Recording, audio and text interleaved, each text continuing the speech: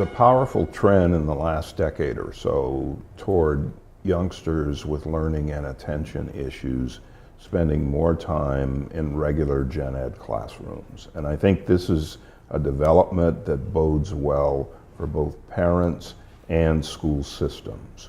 For too long, we looked at every difference. Oh, separate that out, isolate it, focus on it as separate and apart. What we know is that separate often is unequal, and it doesn't necessarily work to the advantage of kids who need to be educated with their gen ed peers and not broken off from the system.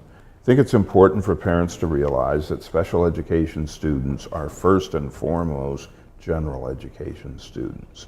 So in looking at whatever experience the school is designing for their child, it's important that that experience lead to continued progress on the regular general education standards. That it needs to be something that builds so that ultimately they are college and career ready. When the school suggests that your child should be taken out of a general education classroom, the question should all be, what kind of new experience is your child going to get, and the extent to which that new experience is consistent with what we would call best practices for preparing youngsters to advance, to move forward to ever higher levels of the curriculum and the standards. As long as the intervention provides access for the youngster